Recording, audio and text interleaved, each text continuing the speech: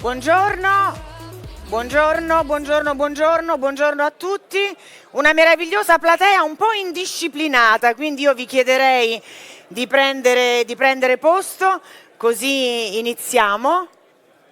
Tanto ci sarà tempo per i saluti, gli abbracci, per parlare di tante tematiche. Vorrei davvero iniziare questo viaggio alla scoperta degli ITS, che sono sempre più importanti e ricoprono un ruolo fondamentale nel panorama, nel contesto dell'istruzione del nostro Paese. Diamo il via dunque a questo evento a cura di Rete ITS Italy in collaborazione con il Ministero dell'Istruzione, Regione Veneto e Umana, che è tra le più importanti agenzie per il lavoro che conosceremo meglio a breve. Ma l'anima di questa giornata è il Presidente Guido Torrielli, Presidente dell'Associazione Rete ITS Italia, che è qui con me, ma io prima che lei inizi ci siamo conosciuti e lei mi ha subito detto qual è il suo motto. Lo vogliamo condividere? Che può fare un po' da filo conduttore di questa mattinata.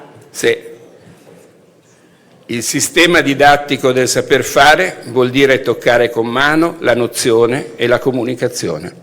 Gli ITS sono un qualcosa che permette di fare questo. E così do inizio a questa importantissima giornata.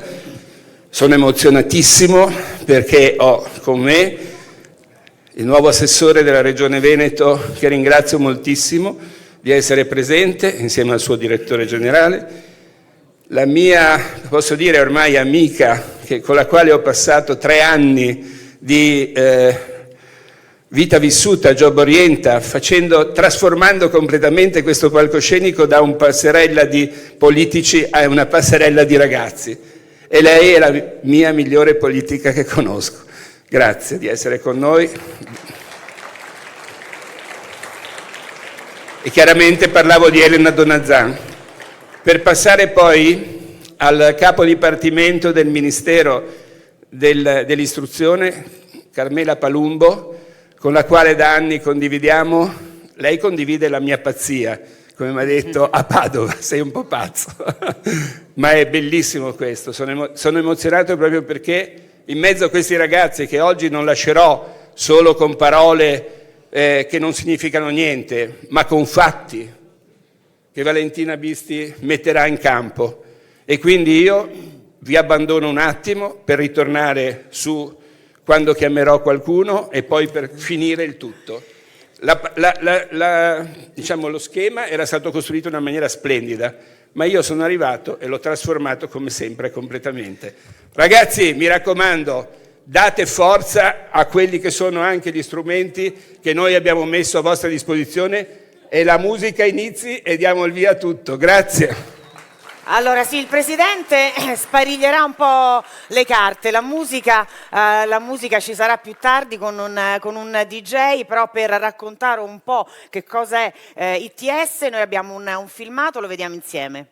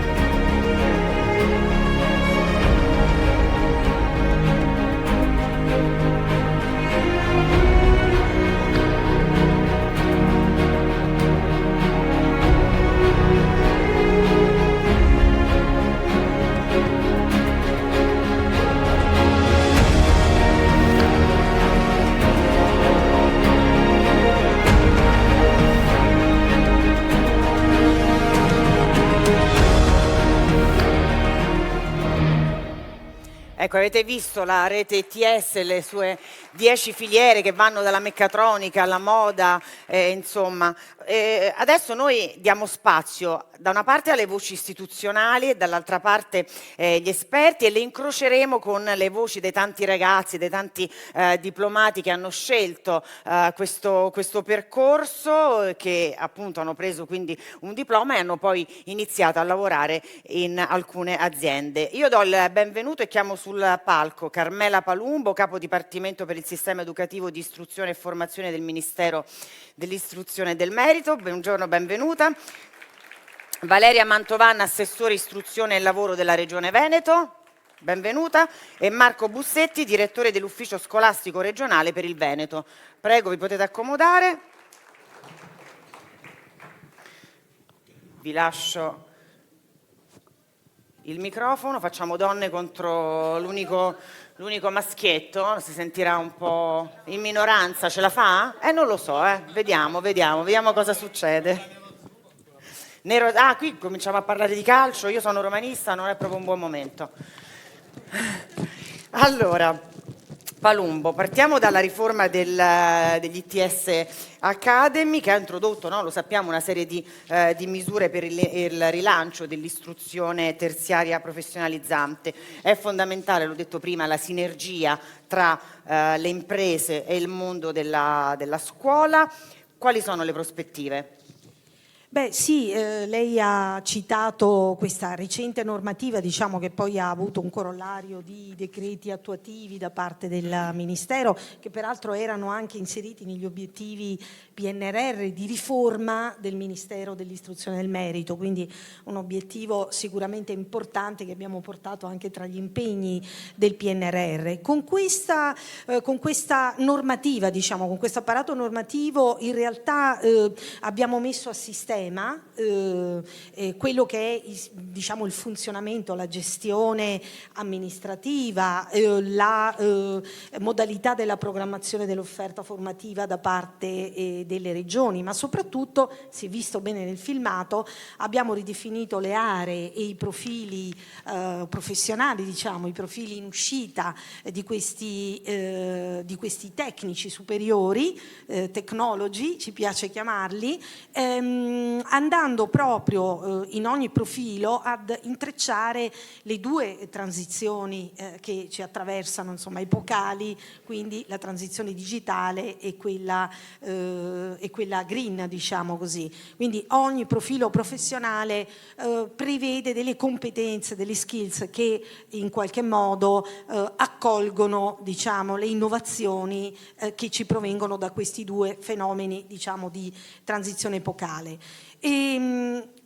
Accanto a questo intervento, che è stato molto impegnativo, insomma, ci ha richiesto un'interlocuzione fortissima con le regioni, con l'associazione ITS, con parecchi stakeholders, e è stata una, diciamo, normativa importante anche perché ha codificato come dire, anche il livello terziario di questa offerta formativa e il titolo di studio in uscita e anche i rapporti con le università in termini di reciproco riconoscimento dei crediti. Quindi è stata una normativa importante sotto vari profili. Ma un'altra azione di forte valorizzazione degli ITS è anche rappresentata dall'opportunità che agli ITS viene portata anche dalla riforma della filiera tecnologico-professionale,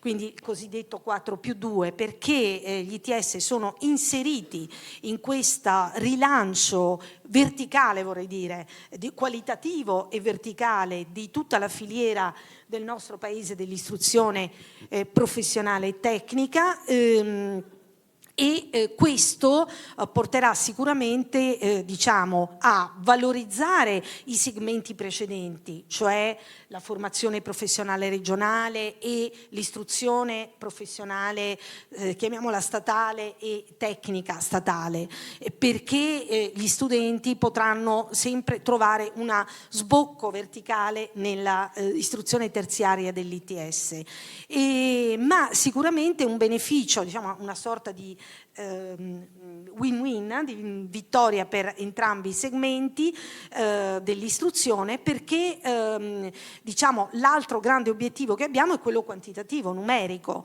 Noi dobbiamo assolutamente incrementare, diciamo i dati sono assolutamente soddisfacenti del numero di iscritti agli ITS, ma sicuramente per far sì che gli ITS si posizionino fortemente nell'ambito dell'istruzione terziaria, quindi diventino a tutti gli effetti, anche sotto il profilo quantitativo dei numeri, un'offerta alternativa alla quale si può guardare quando si terminano i percorsi di istruzione secondaria. Quindi ogni studente, tra qualche anno noi avremo vinto, diciamo, come sistema, se ogni studente tra qualche anno metterà sul tavolo diciamo, le varie alternative.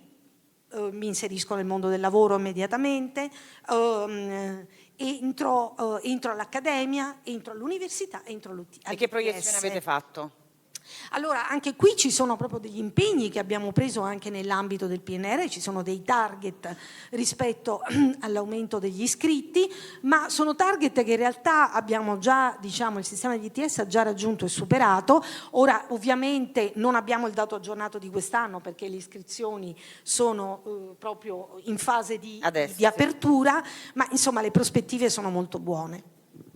Allora, Mantovan, bene, ci fa piacere insomma, che le prospettive siano buone. Vediamo che cosa succede in Veneto, dove ci sono 8 fondazioni in 6 aree tecnologiche. Come vengono valorizzati gli ETS? Allora, gli ETS diciamo che rappresentano una realtà formativa professionalizzante che si sta radicando sempre di più nel territorio, proprio a dimostrazione che c'è una forte connessione tra il mondo della formazione e quello poi dell'inserimento lavorativo. Siamo partiti nel 2010 con 7 corsi e oggi nel 2024 ci avviciniamo ai 100 corsi quasi.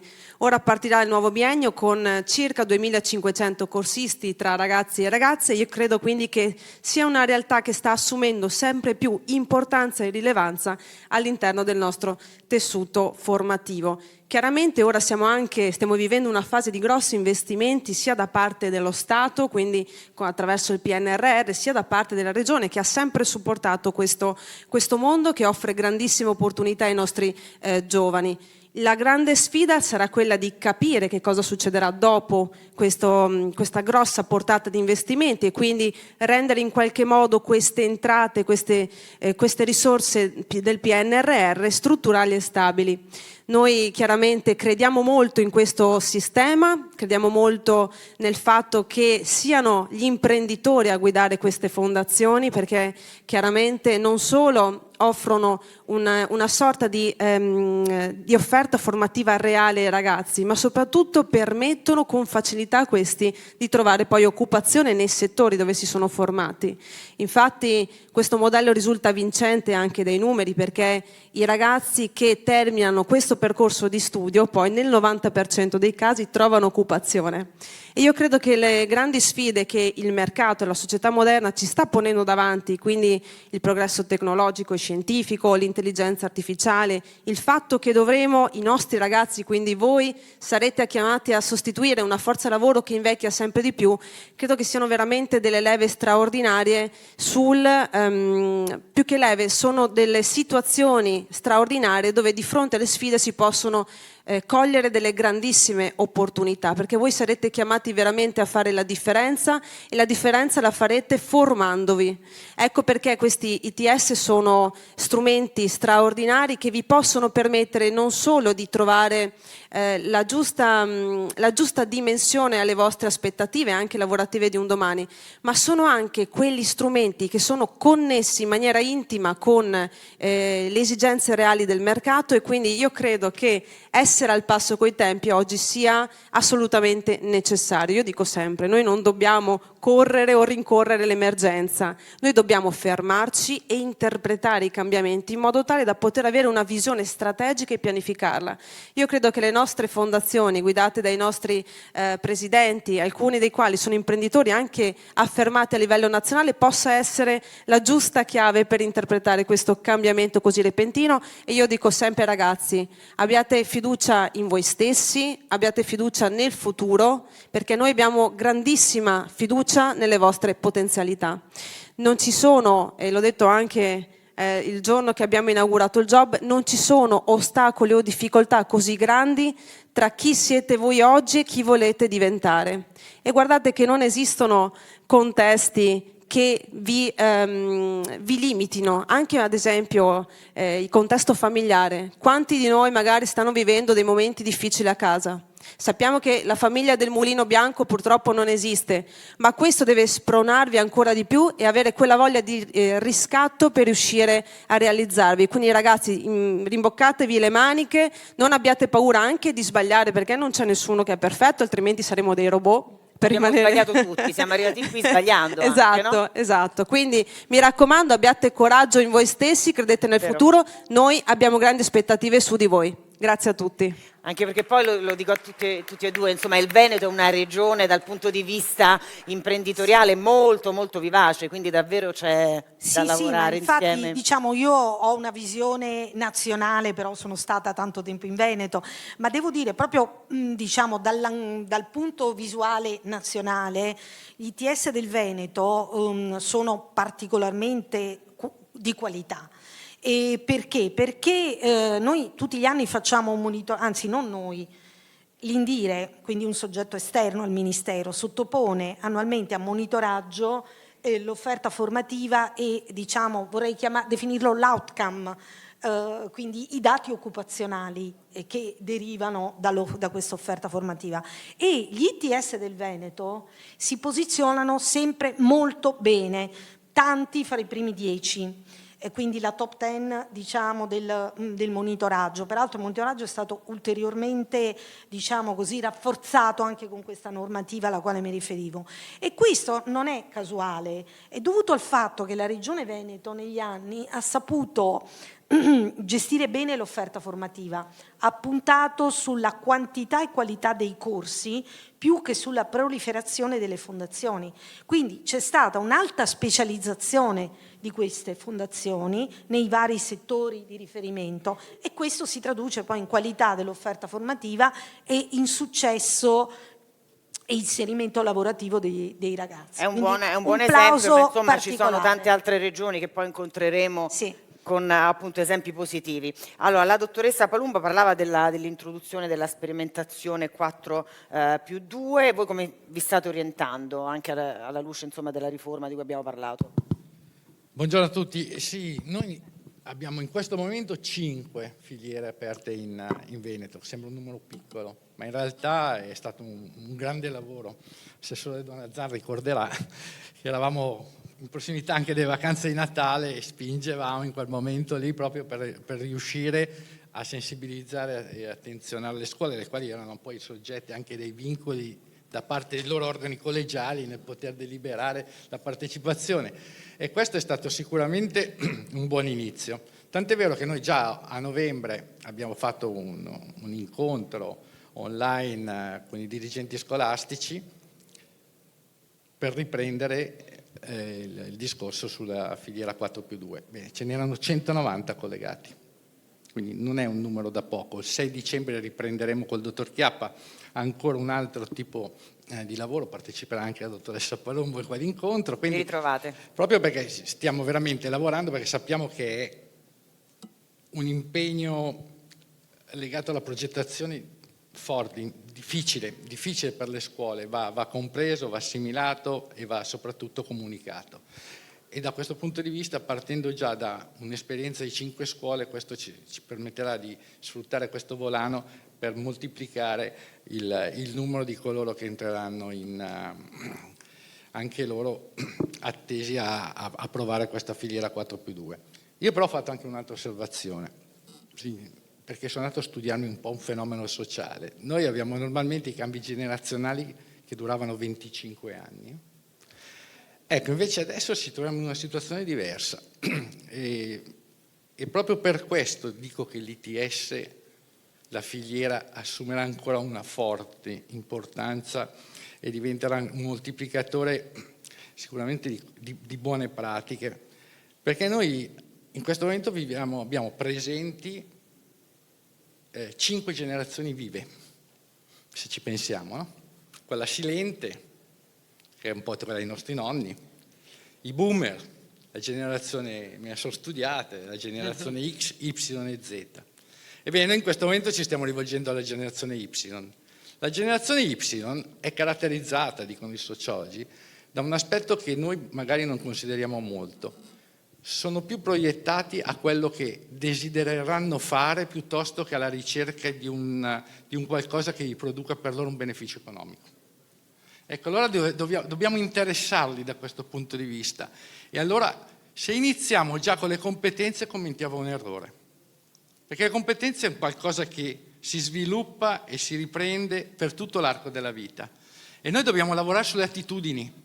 E quindi quello che stiamo facendo adesso, in realtà, come diceva la dottoressa Palumba, l'assessore, è una cosa positivissima perché ci permette di fare un'operazione di visione e quindi di obiettivi a lungo termine rispetto a queste generazioni che verranno, che si accorceranno sempre di più e che cambieranno rispetto alle precedenti anche nelle loro sensazioni e nelle loro percezioni di persone. Ecco che allora lavorare sulle attitudini vuol dire partire già dai piccoli, vuol dire già, e lo 06 in Veneto ha già iniziato, forse è l'unica regione in questo momento che si sta strutturando da questo punto di vista, proprio per far emergere questo aspetto, perché si viva il piacere di vivere e si trovi un equilibrio tra quella che è la vita professionale e la vita delle persone. Ecco che allora rientriamo nel titolo di questo Job Orienta, che riprende l'umanesimo, e io di questo ne parlavo già 6 anni fa. Sinceramente questo mi ha dato molto piacere perché è andato a riprendere un concetto dove rimettiamo l'uomo al centro. L'ITS non va visto solo come un momento in cui si cerca di unire giustamente quelli che sono gli aspetti formativi e quelli che sono le esigenze in ambito lavorativo, perché questo è un obiettivo che chiaramente ci diamo, ma rispetta la persona. E la filiera ha anche questo scopo, diverso da quello che è nato nel 1960 quando nascono gli istituti professionali tecnici perché c'è il boom economico e di conseguenza abbiamo necessità di avere operai specializzati e tecnici specializzati. No, qui c'è dietro tutto un passato che viene ripreso, un'esperienza che mette i nostri ragazzi al centro proprio come persone rispetto a un vantaggio per il loro futuro che gli deriverà anche dal lavoro. Ecco, questo ritengo che sia il messaggio che noi in Veneto stiamo trasmettendo proprio per riuscire a superare magari a volte questo classismo che differenzia ancora gli ordini di scuola ma che lo fa diventare comunque nobile rispetto agli obiettivi che noi vedremo in futuro. Bene, grazie mille, qualche difficoltà ma insomma il messaggio è positivo, quindi vi ringrazio davvero per essere stati con noi, grazie, buon lavoro. Ha resistito. Allora adesso io mi devo affacciare qua per vedere se Andrew DJ mi dà il là per accogliere degli ospiti che non si vedono ma io forse vado a cercare. Tina, Milo, ci siete? Chi saranno? Tina e Milo? Qualcuno che ancora non è pronto? Me li vedo sbucare da qua. Eccoli! Diamo il benvenuto a Tina e Milo.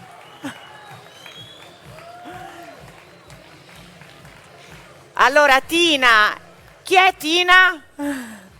Eccola là, lei è Tina, rappresenta le Olimpiadi, ha il manto bianco e tu sei invece Milo.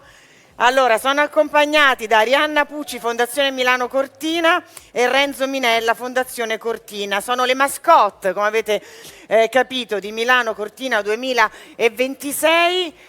Allora, mi dicono che sei un po' più discolo, ti piace fare gli scherzi, ecco, appunto. E invece tu sei più timidina? Sei più signorina. Allora, eccoci qui di fronte alle nostre mascotte che ci accompagneranno da qui fino a Milano Cortina 2026. Dovrebbero essere accesi i microfoni. Prova. Ecco. Ora? Eccoci. Bene. Buongiorno a tutte e tutti. Grazie per l'accoglienza, è sempre un piacere essere a Job Orienta, ormai sono anni che frequentiamo questa casa che come il resto della regione Veneto sentiamo giustamente casa nostra, appunto perché grazie al binomio tra Milano e Cortina diciamo che lo scopo e tutto ciò che facciamo per noi sono i giovani, grazie a realtà come chi ci ha preceduto oggi, per cui l'ITS con cui collaboriamo tantissimo, il Ministero dell'Istruzione e del Merito, siamo qui anche con loro oggi e tutti i giorni, per cui li ringrazio, vedo delle facce amiche, delle facce con cui siamo fianco a fianco da anni e vi assicuro che i giovani per noi sono tutto e in particolare io coordino il programma Education e per cui la mia giornata tipo è veramente dedicata totalmente ai giovani e sono molto fortunata per questo. Qui con me oggi c'è Renzo Minella che è parte e membro del CDA di Fondazione Cortina, i quali mi piace definirli davvero i nostri compagni di squadra in questa avventura e quindi ringraziamo loro per essere qua oggi anche con le nostre mascotte e lascio volentieri la parola e ringrazio voi tutti e Fondazione Cortina per tutto ciò che fate ogni giorno per i giovani. Grazie. Allora, innanzitutto posso chiedervi da chi sono stati disegnati questi due ermellini, sono molto belli. Grazie per la domanda. Vero? Vado Vai io? tu? Allora, sono stati disegnati durante un lungo concorso che abbiamo fatto con il Ministero dell'Istruzione e del Merito a fronte anche del protocollo che abbiamo con loro e nascono proprio dalle scuole primarie e secondarie di primo grado d'Italia. Sono arrivati circa 1400 disegni, hanno partecipato 16.000 ragazzi. Ad oggi, peraltro, ci tengo a dire che abbiamo raggiunto, siamo circa 1 milione di ragazze e ragazzi contattati, partendo proprio dal progetto delle mascotte anni fa. Quindi le mascotte sono state disegnate da bambini e bambine e poi hanno fatto un lungo percorso e sono diventate così, come le vedete. Milo rappresenta le Paralimpiadi, ha Confermo. una zampetta offesa perché insomma ha avuto un problema con una trappola e invece lei è appunto la regina delle Olimpiadi. Buongiorno a tutti, io porto i saluti del nostro presidente Stefano Longo di Fondazione Cortina. Fondazione Cortina, come è già stato anticipato, è uno dei bracci operativi di Mico per l'organizzazione di questo importante evento. Porto i saluti anche dei nostri soci fondatori, la Regione del Veneto, la provincia di Belluno, il comune di Cortina d'Ampezzo e lo Sci Club Cortina, che sono i soci che hanno voluto questa fondazione, che oggi organizza da anni organizza ormai dai mondiali del 21 in poi diverse manifestazioni di carattere internazionale in Cortina, ma soprattutto è concentrata nella preparazione di quello che è questo evento planetario che saranno appunto le Olimpiadi 2026. Da parte nostra vi porto un grande saluto e do questa importante informazione: da domani parte la stagione, da domani a Cortina si scia, in Veneto si scia. Grazie. Bene, grazie. Allora, Andrew DJ, un po' di musica per salutare le nostre mascotte e i nostri ospiti, grazie. Però ci vuole prima la foto. Tina, ti accompagno. Vai.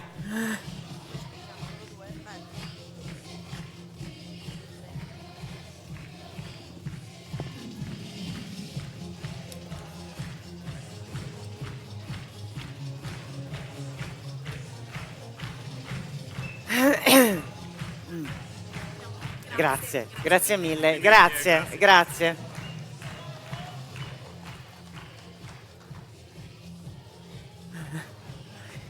Ciao, grazie per essere stati con noi. Ciao. Ma tu sei dispettoso, io ho paura di te. Ciao. Avranno il loro bel da fare. Allora, Presidente Torrielli, che fa? Viene con me, mi ha detto che mi raggiungeva più e più volte. Non abbia paura, può venire con me. No, devo aspettare? Andiamo avanti? No, non c'è. Il ministro vi porta i saluti, è a Roma un consiglio dei ministri, quindi purtroppo non può essere con noi. Federico Bricolo c'è? Ancora non è arrivato, perfetto, allora ci mancava questa informazione. Allora io direi di dare il via al nostro primo talk, ci occupiamo di turismo, diamo voce alle esperienze dei diplomati e delle imprese. Sapete tutti che l'Italia è tra i primi 5 paesi al mondo più visitati, nel 2023 il turismo ha fatto veramente dei numeri incredibili, ha fatto il pieno di stranieri e tocca quasi il 10% del PIL, quindi è un comparto fondamentale, la ricerca di personale altamente qualificato è fondamentale. Allora, ne parliamo con Matteo Rizzante, imprenditore del gruppo Rizzante Hotels. C'è, eccolo, salve, con Anna Coscodanna, spero di averla pronunciata bene, Prego, vi potete pure accomodare. Floriana Guida, Andrea Polimeno, Francesco Giardina. Ci siete tutti? Perfetto. Ecco qua, poi ci passiamo il microfono. Allora, Matteo Rizzante, dunque, ci può parlare di come è nata la collaborazione con l'ITS Turismo Veneto e com'è stata questa esperienza? Sì, buongiorno a tutti. Niente, l'ITS Turismo Veneto nasce, la sezione del Veneto nasce proprio a Jesolo e avendo gli hotel tutti ubicati presso questa località, la collaborazione è nata quasi spontanea. Ci hanno chiesto l'opportunità, ci hanno dato l'opportunità di accogliere dei ragazzi nelle nostre strutture. Quindi hanno fatto prima degli stage? Hanno fatto degli stage e questo è un punto fondamentale che dopo, se mi permette, volevo approfondire. Nasce con gli stage, nasce con la frequentazione, quindi con l'impegno da parte del nostro team di accogliere i ragazzi e far capire bene l'ambiente e il mondo che andavano ad affrontare.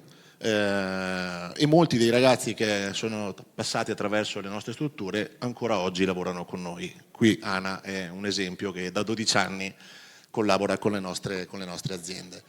Il tema dello stage che accennava per me è fondamentale, ITS lo approccia secondo me nel migliore dei modi. Sono molte ore di stage formativo, mi ricordavo 400 ore, no? Sono quindi circa 2 mesi, 3 mesi di attività a stretto contatto con l'attività e quindi con il proprio tutor e la proprietà che nel nostro caso vive quotidianamente le aziende. E questo modo di approcciare studio, quindi l'idea di quello che vorrò fare da grande o vorrò comunque quello che ho idea sia il mio lavoro futuro, si scontra con la realtà vera e quindi tu in 3 mesi capisci se quello che tu hai scelto è la strada giusta. Così come voi capite se la persona è adatta a intraprendere quel percorso, sicuramente no? le cose sono bivalenti, ma io ci tengo a parlare di loro che devono scegliere quale sarà il percorso a cui tenderanno e gli permetterà di capire se la strada è giusta. Contrariamente, se la strada non è quella giusta e quindi l'approccio potevano avere un'idea e in realtà se ne sviluppa un'altra, hanno tutto il tempo per correggere il tiro e cambiare serenamente strada, no? Nella scuola tradizionale gli stage sono così corti e così brevi e in una procedura a mio modo di vedere completamente sbagliata. Si arriva a fare stage lunghi il 5º anno quando ormai la strada è fatta, mentre il primo anno hanno qualcosa come alternanza scuola-lavoro di 14 giorni, 10 giorni, mettono in difficoltà sia noi come aziende perché in realtà noi personalmente crediamo che l'approccio, quello che adesso tutti mi direte è corretto, di affiancamento del tutor allo stagista è quello di far capire, insegnare le procedure e certe cose, lo facciamo in maniera molto importante e molto seria perché crediamo che se anche il ragazzo poi non lavorerà con noi, se tutti facessero quello che facciamo noi, i ragazzi che poi troveranno lavoro hanno qualcosa in più, un bagaglio sicuramente molto più importante. Ecco che mi piacerebbe che il Ministero dell'Istruzione rivedesse quelli che sono i ritmi di stage nelle scuole anche non per forza turistiche, di qualsiasi tipo di indirizzo, facendogli provare il mondo, attraversare il mondo del lavoro con ore importanti i primi anni per capire se gli studi che stanno approcciando siano quelli corretti o se devono rivedere le proprie idee, rivedere i propri obiettivi. Abbiamo lanciato un amo. Ho lanciato un amo. Esatto. Allora Anna, raccontaci la tua esperienza. Tu hai deciso di frequentare l'ITS? Sì. Sei diplomata nel 2015, quindi qualche nel anno 2015 io avevo seguito il corso Hospitality Management a Jesolo, tra l'altro era i primi anni, quindi eravamo le prime classi e prima mi sono diplomata all'Istituto Tecnico per il Turismo, quindi ero venuta a conoscenza di questa opportunità che era un po' lo specchio di quello che avevo scelto alle superiori, quindi continuare nel settore del turismo. E un'altra particolarità che mi aveva fatto scegliere l'ITS è stato quello di mettermi a contatto con dei professionisti, che era una cosa che magari le università o altre alternative non davano, e la possibilità... Perché tu ovviamente appunto, ti sei informata, quindi hai scelto sì, a un certo sì, punto, no? Sì, io ero molto indecisa su quello che dovevo, su cosa volessi fare da grande, e come università non c'era niente che fosse molto specifico sul settore turistico, quindi su quello che avevo già fatto alle superiori, per cui mi era sembrata, e tuttora sono molto contenta della scelta fatta, di aver intrapreso questo percorso. E il primo anno, il primo stage dell'ITS l'ho appunto fatto da Matteo, e da lì ho proseguito per la stagione estiva. Il secondo anno la mattina frequentavo le lezioni, al pomeriggio andavo a lavorare, perché ero rimasta anche per l'anno successivo. Durante gli hotel hanno un'apertura annuale, per cui questo ci dava la possibilità comunque di essere sempre aperti, sempre attivi. Il secondo anno ho avuto la possibilità di fare lo stage sempre all'interno del gruppo, ma di un'altra realtà, quindi conoscere altri collaboratori, altre procedure, nonostante sia lo stesso gruppo. E poi sono rimasta in azienda al front office, avevo fatto i primi 3 anni di esperienza, e dopo invece, come può succedere, ed è una cosa che grazie anche all'approccio che mi aveva un po' trasmesso l'ITS, ho sentito l'esigenza di cambiare, quindi ero partita dal front office e piano piano ho voluto unirmi e ad approfondire invece il mondo del marketing e comunicazione, e quindi grazie a Matteo, che ha avuto anche l'idea geniale di creare un piccolo ufficio interno all'interno del gruppo, e da lì sono ormai 7 anni che insomma dal front office sono passata al marketing. Quindi 9 anni hai fatto insomma una bella carriera, possiamo Sì. dirlo? Sì. Quindi hai potuto anche così sperimentare 2 facce dello stesso Esatto, lavoro. perché appunto parti magari con l'idea di voler fare una cosa, e grazie comunque anche alle varie sperimentazioni, al fatto di entrare in contatto anche con la realtà, che magari ti fa rendere conto di cosa ti piace, cosa non ti piace, in che cosa a che cosa vuoi dedicarti, e quindi c'è sempre tempo per cambiare, insomma, e ritrovare. Ha una bellissima formazione, potrebbe fare il tutor. Lo faccio. Ecco, vedi? Perfetto. Allora, continuiamo a parlare di turismo, passiamo a un'altra regione. Abbiamo parlato tanto di Veneto, parliamo della Puglia, che insomma è una regione che ha fatto del turismo, sta facendo del turismo un po' un fiore all'occhiello. Floriana sei tu, Andrea. Allora, Floriana, tu ti sei diplomata nel 2022, hai fatto un percorso di, ce l'hai il microfono, sì, di formazione accademica. Poi ITS, perché? Allora, perché l'ITS? Entravamo nel periodo pieno del Covid e ci sembrava impossibile restare fermi. Quindi abbiamo immaginato di passare un po' di tempo a costruire una formazione mirata sugli aspetti turistici, perché nell'ambito del turismo ci siamo affacciati come associazione che si occupava di attività legate all'ambiente, al turismo, alle comunità locali nel 2007, quando abbiamo costituito la nostra associazione. Nel 2013 poi abbiamo partecipato ad un bando della Regione Puglia e abbiamo preso in concessione il primo piano della stazione ferroviaria di Manduria, facendone una piccola casa per viaggiatori. dedicata al turismo lento, dedicata al cicloturismo. Quindi ci eravamo affacciati a questo argomento anche un po' in maniera, come dire, istintiva. Abbiamo sentito la necessità forte di di costruire una formazione adeguata, e ci siamo affacciati all'ITS proprio nel periodo giusto, in cui diciamo, si chiedeva a noi di evolversi, e quindi ci mancavano un po' tutte quelle nozioni, no? Quelle discipline che costruiscono l'aspetto turistico e che di fatto non avevamo avuto modo di approcciarci se non in maniera naturale e istintiva. E così abbiamo costruito veramente e messo ordine a tutto quello che abbiamo fatto, perché ci siamo innanzitutto resi conto che quello che facevamo istintivamente era giusto, ma lo facevamo a fatica. Quindi l'ITS ha veramente dato un metodo alla nostra costruzione dei pensieri, e da qui sono partite tantissime progettualità. E dove lavori oggi?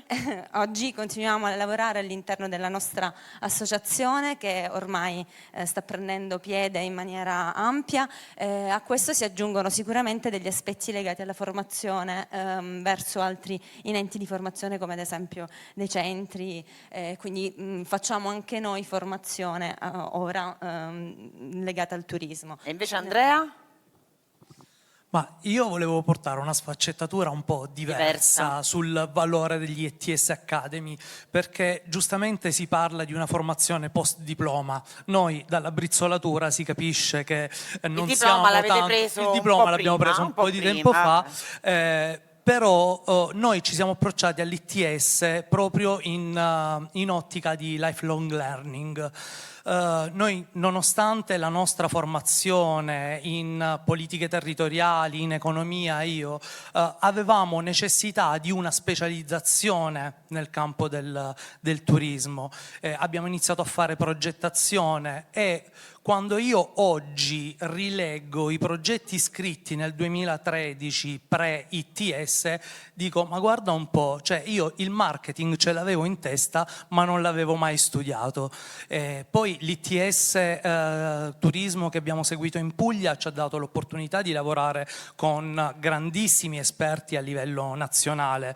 Diciamo che questo è stato anche, come dire, un aspetto positivo del periodo negativo del Covid. Abbiamo fatto una parte di formazione online che ci ha consentito di spaziare con docenti a livello nazionale, quindi abbiamo lavorato con i massimi esperti del turismo a livello nazionale, e questo ci ha dato veramente una marcia in più di idea. Quindi io lancerei questa idea, non solo la collocazione dal punto di vista lavorativo, ma anche l'autoimprenditorialità, perché l'ITS ti dà anche gli strumenti, anche grazie agli imprenditori virtuosi che ospitano gli studenti e li formano e gli danno una formazione adeguata, poi la possibilità di autocollocarsi nel mondo del lavoro, secondo me è un aspetto fondamentale.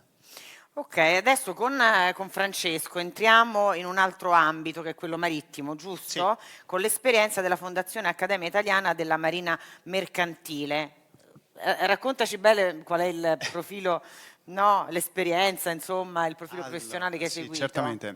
Il percorso di formazione che ho seguito è iniziato nel 2016 e mi ha portato a prendere quello che è il titolo di tecnico superiore per la conduzione del mezzo navale, che sarebbe sostanzialmente l'ufficiale di navigazione.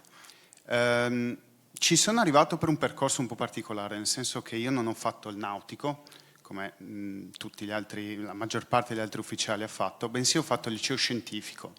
Quindi una volta terminato il liceo scientifico ho fatto una serie di esperienze, tra cui anche una militare, per poi affacciarmi al mondo degli ITS, e nello specifico con l'Accademia ho potuto frequentare quello che è stato un corso di formazione di 6 mesi, successivamente al quale ho potuto prendere il titolo di allievo ufficiale.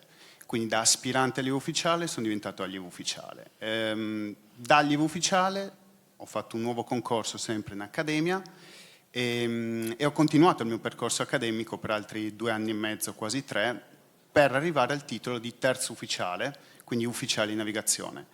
È stato un percorso molto interessante perché mi ha dato quello che cercavo, cioè l'applicazione pratica immediata di un percorso teorico. Tant'è vero che in accademia la formazione si sviluppa con dei moduli teorici in aula e degli imbarchi pratici. Nello specifico si fanno 12 mesi da allievi ufficiali a bordo di varie tipologie di navi, poi dipende con quale compagnia si va a navigare, mentre la teoria è comune a tutti. Tant'è vero che alla fine di questo tipo di percorso si è pronti a poter imbarcare su tutte le tipologie di navi mercantili, quindi non solo le navi da carico ma anche quelle passeggere. Nello specifico io ho fatto il mio percorso da allievo ufficiale e da ufficiale fino a primo ufficiale sulle navi passeggere, quindi le navi bianche.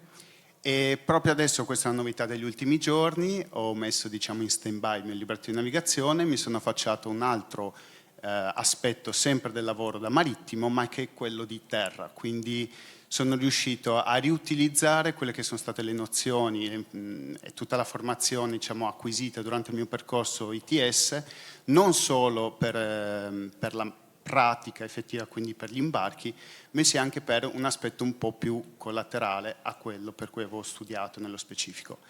E non solo, questa è un'altra cosa che faccio da un anno a questa parte, sono diventato anche docente in accademia, quindi sono passato da discente, da allievo ufficiale a docente. Questa è una cosa che mi riempie di orgoglio, anche perché complimenti. I miei allievi ufficiali che vedo in accademia sono lo specchio di un me di 8 anni fa, quindi mi ci impersonifico, li riesco a comprendere veramente ed è qualcosa di meraviglioso, veramente.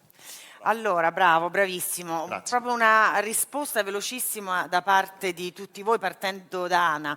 Proprio il valore aggiunto di un ITS, per quella che è la vostra esperienza, ovviamente. Lo chiedo anche a te, perché in qualche modo rientri, no, in questa categoria, insomma ci sei a stretto contatto. Proprio velocemente, una pillola. Secondo me è proprio l'approccio flessibile. Quindi la possibilità, come dicevamo un po' tutti, quella di mettere subito in pratica tutte quelle cose che hai avuto modo di imparare e darti la possibilità di capire nell'immediato ti piace, non ti piace, va bene, non va bene, nel senso per riuscire insomma ad arrivare il prima possibile a quello che uno vorrebbe fare o uno vorrebbe essere. Ecco. Matteo, puoi anche essere critico, puoi anche dire se c'è qualcosa che manca e che andrebbe migliorata. Vi ruba le parole perché lei sa come la penso io, che ecco. concretezza e sogno, perché inizi dei percorsi sognando di diventare un qualcosa, e la concretezza perché alla fine quel qualcosa, se trovi l'azienda giusta, lo puoi diventare. Si realizza. Floriana? Allora, sicuramente la cosa che va riconosciuta all'ITS è quella di riuscire a costruire dei moduli formativi e una formazione poi nel complesso cucita ad hoc su ogni territorio, perché questo non è sicuramente indifferente. Ogni territorio ha determinate capacità e l'ITS è in grado di costruirne uno per ogni territorio specifico, ovviamente qualificando l'offerta e quindi creando delle ottime opportunità anche per chi vive il territorio di integrarsi direttamente dal punto di vista lavorativo. E poi l'altro aspetto che per quanto ci riguarda con la nostra esperienza è stato molto forte è la capacità di riuscire a creare delle reti solide sui territori tra ente pubblico, privato e terzo settore, perché noi venivamo dal terzo settore e non ci siamo sentiti come dire, esclusi dal circuito del turismo, proprio perché il modello con cui si muove è ampio. E proprio grazie a questo siamo riusciti a costruire una delle più grandi progettualità nostre, che è la Via Ionica Land for All, un cammino accessibile, il primo del Sud Italia, multiprodotto, quindi tutta l'expertise che portavamo dal welfare, diciamo della nostra provenienza, è riuscito ad integrarsi perfettamente nell'ambito turistico, e questo bisogna riconoscerglielo assolutamente all'ITS, che peraltro è anche nostro partner. Anche vostro partner. Andrea? Allora sì, io sono assolutamente d'accordo sull'approccio pragmatico dell'ITS, che secondo me è la cosa fondamentale, un approccio teorico importante, ma altrettanto importante è appunto l'esperienza pratica in azienda. Questo a noi è servito tantissimo perché abbiamo messo in pratica tutto quello che abbiamo appreso, siamo riusciti a strutturare delle progettazioni importanti, come diceva Floriana, e quello che diciamo prima era un po' un hobby adesso è diventato un lavoro strutturato. Francesco, al di là della teoria e della pratica di cui hai già parlato, quale può essere un altro punto di forza? Sicuramente il riscontro pratico della parte di teoria immediata, ma anche gli orizzonti che ti apre nel mondo del lavoro. Nello specifico io sono riuscito appunto ultimamente a trovare un impiego a terra che inizialmente, per il quale nei requisiti veniva richiesta una laurea. E nel mio caso specifico sono stato invece assunto perché è stata valorizzata quella che è stata la mia esperienza pratica e la mia formazione tramite il TS. Ecco che sono una dimostrazione vivente del fatto che in realtà nel mondo d'oggi, nel mondo lavorativo d'oggi, non per forza bisogna fare quello che è un percorso universitario per raggiungere determinati obiettivi, determinate posizioni. Grazie mille per la vostra testimonianza, grazie. Potete lasciare i microfoni, grazie mille. Allora, adesso vorrei aprire un focus su un'altra area, grazie, tecnologica di grande impatto, no? Sull'industria nazionale, cioè la meccatronica. Parliamo di un comparto produttivo che ha raggiunto nel 2023 350 miliardi di fatturato, quindi in crescita del 16% sull'anno precedente, ma parleremo anche di sistema casa e quindi invito sul palco Esther Iannis, direttore ITS Academy, Musa Sami, diplomato, Andrea Bovinelli, anche lui diplomato, Dante Lia, diplomato e imprenditore, e Giada Fortunato della ITS Meccatronica. Ci siete tutti? Ho fatto un buon appello?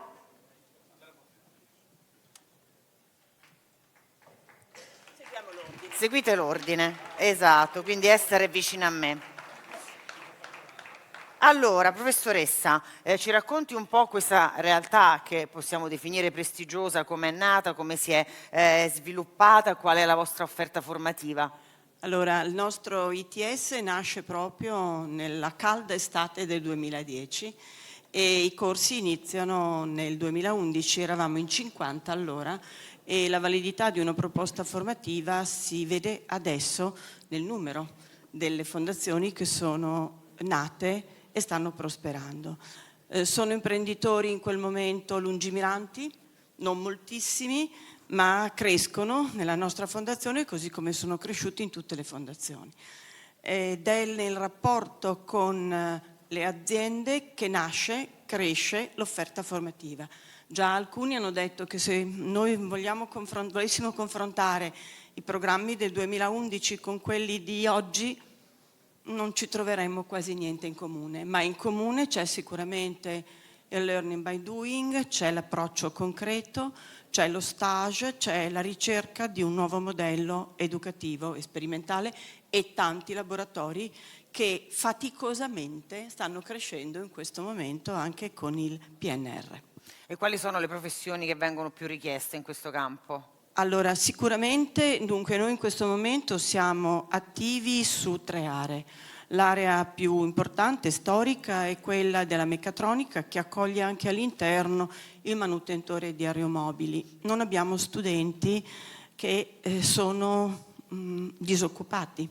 Anzi, io vedo che a distanza di 10 anni possiamo raccontare ai ragazzi che ora ci ascoltano delle prestigiose carriere professionali. Non è vero che solamente l'università offre possibilità di crescita, è vero che ogni studente deve riuscire a comprendere qual è la propria intelligenza o il proprio modo di apprendere, approcciarsi alla realtà. L'altro sistema, dal 2016, è il mondo casa, il sistema casa e ambiente costruito, e da quest'anno in modo particolare nuove proposte proprio in questo ambiente. Anche qui un territorio friulano in cui il mondo dell'arredo, della produzione sia per conto terzi, ma anche artigianale di qualità è molto presente, e quindi figure che vanno a declinare design e tecnologie. La prima denominazione della nostra fondazione era Nuove tecnologie per il Made in Italy, e il filone rosso che continua è proprio la nuova tecnologia. L'ultimo nato è il turismo, ma abbiamo già sentito raccontare cose più importanti e di lunga esperienza. Allora, Musa, tu vieni dall'Egitto, giusto? Ce l'hai il microfono? Eccolo. Funziona? Sì, ok. Funziona. Allora, raccontaci un po' il tuo percorso. Ok, la mia storia è un po' più lunga degli altri, perché io sono egiziano, nato a Mansoura, una città del nord Egitto. Ho frequentato una scuola italiana al Cairo che segue il Ministero dell'Istruzione italiano. Poi all'ultimo anno, al quinto anno, si sono presentati a noi gli ITS Malignani in collaborazione con l'azienda di Danieli a darci questa offerta formativa, no? Poi io, siccome non provengo da una famiglia ricca, ho deciso di andare subito a lavorare, no? per prendere una scorciatoia, no? al mondo al lavoro. E per me lo era l'ITS. Cioè era veramente una scorciatoia al mondo del lavoro. Qui hai deciso di lasciare l'Egitto e di trasferirti in Italia. Esatto. È una bella scelta. Sì, Difficile.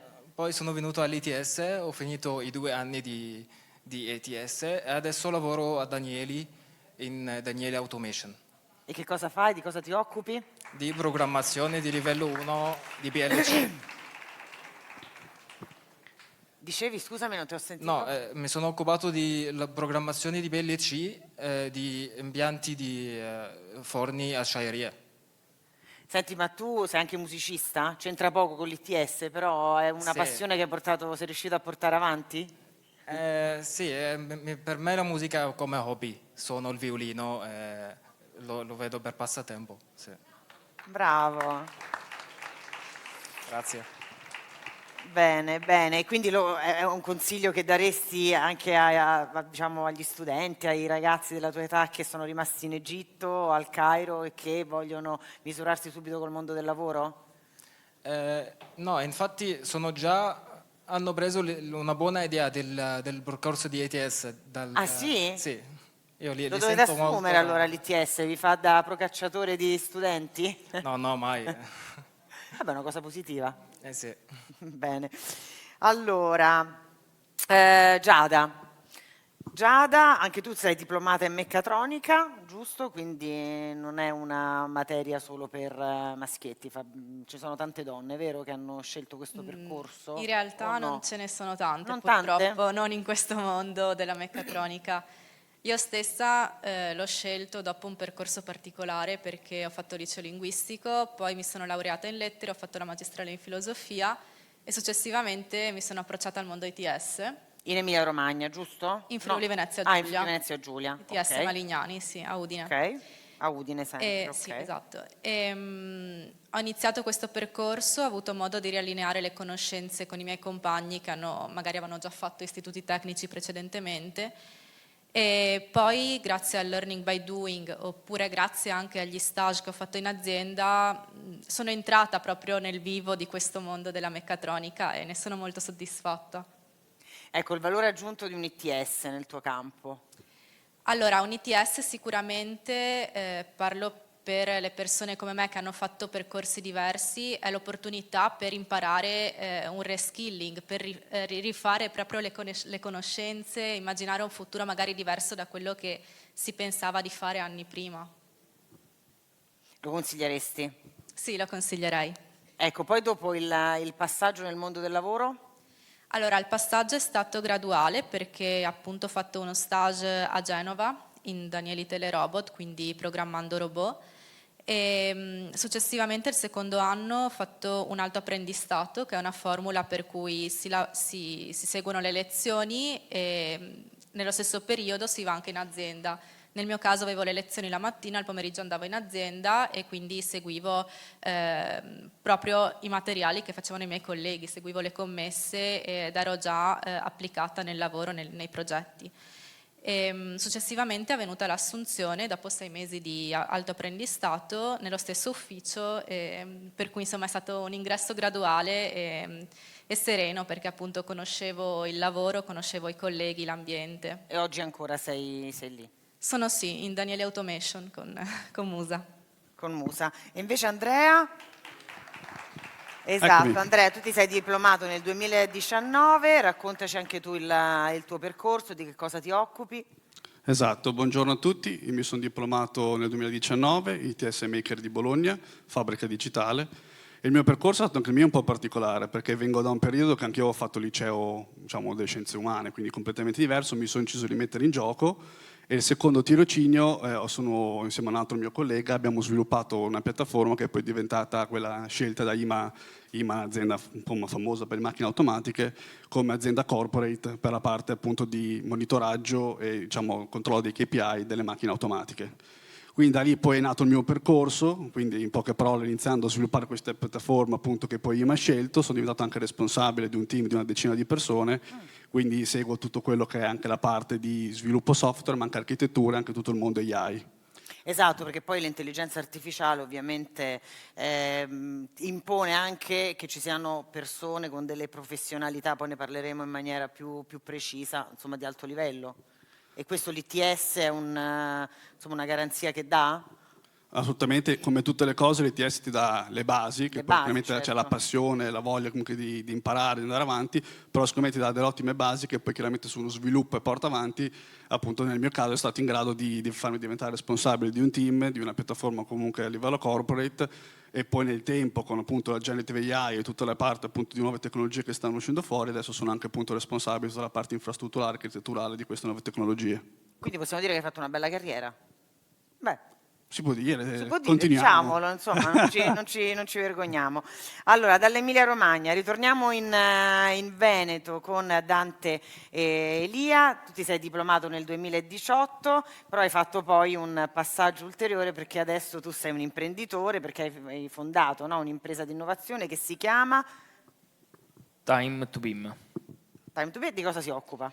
Buongiorno a tutti, io mi sono diplomato appunto nel 2019 all'ITS di Padova in Building Manager e abbiamo appunto fondato una società che si occupa di digitalizzazione e modellazione BIM, appunto, che è stata una materia che abbiamo affrontato appunto all'ITS Red e abbiamo avuto modo di approfondire. Quindi tu già quando eri all'ITS pensavi di diventare in qualche modo imprenditore, di fondare una tua società? Sì, diciamo che l'ITS ti ha dato anche le basi per poi fare questo salto? mi ha dato le basi pratiche, diciamo, per fare questo passaggio con un approccio più appunto pratico al mondo del lavoro e appunto mettere in pratica direttamente quello che veniva affrontato durante le lezioni teoriche.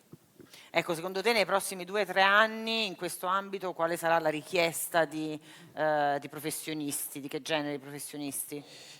Vediamo comunque che la richiesta di professionisti per questo settore è abbastanza importante, infatti tanti dei ragazzi che lavorano da noi vengono proprio dal corso dopo il post diploma, insomma il Building Manager, sempre di Padova, quindi lo stesso corso che ho fatto io, e vediamo che sono tra i professionisti più formati in questo settore, quindi facciamo fatica a trovare le stesse competenze, le stesse caratteristiche in figure che derivano magari da un percorso più universitario, dal momento che magari approcciano la stessa materia ma in maniera meno pratica, appunto.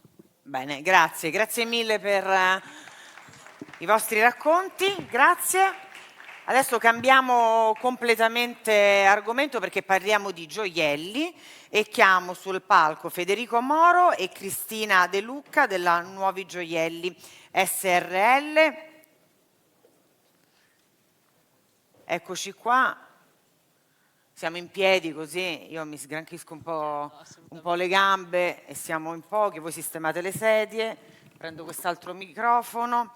Allora, partiamo da Federico. Federico, allora, com'è partita il tuo interesse verso la moda, i gioielli e come ti sei avvicinato all'ITS? Dunque, io ho fatto il liceo artistico e quando all'orientamento interno per scegliere l'indirizzo ho compilato il modulo, ho messo come prima scelta appunto l'indirizzo di design del gioiello. Purtroppo è una cosa abbastanza di nicchia e è una cosa che anche diversi prof hanno riscontrato quando ne ho parlato per capirmi anch'io. E quindi alla fine come seconda scelta ho messo arti figurative, ho fatto arti figurative. Al conseguimento del diploma del liceo ho chiesto informazioni di nuovo a alcuni prof, mi hanno indicato la scuola d'arte e mestiere di Vicenza, al quale poi ho fatto iscrizione. Poi ho scoperto essere appunto un ITS e diciamo che è cambiata molto l'impostazione, perché da arti figurative, per cui tavole in formato 50x70 compilate sul momento con matita, gomma e acquerello, sono passato a un corso appunto di progettazione digitale e prototipazione, per cui adesso ho gli strumenti per realizzare un progetto come quello che ho portato alla Digital Jewelry Week di Milano quest'anno. È praticamente come dire, un team di persone che cerca appunto i giovani talenti, sono i designer emergenti, come dire, che possono danno una possibilità a questi designer emergenti di essere visti.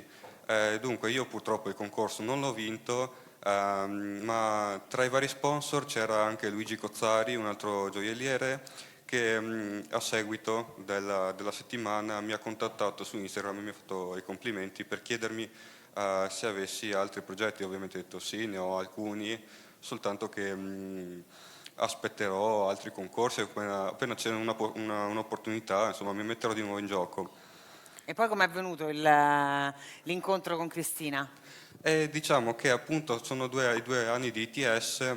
Il primo anno, lo stage del primo anno ho deciso di farlo in bottega per imparare il mestiere, e il secondo anno, per ampliare gli orizzonti, ho deciso di passare di nuovo dalla bottega all'industria, un altro cambio abbastanza repentino, ma che ho trovato un ambiente assolutamente ospitale, assolutamente confortevole, che mi ha permesso di entrare nel mondo del lavoro. Infatti poi sono stato assunto nel modo più tranquillo.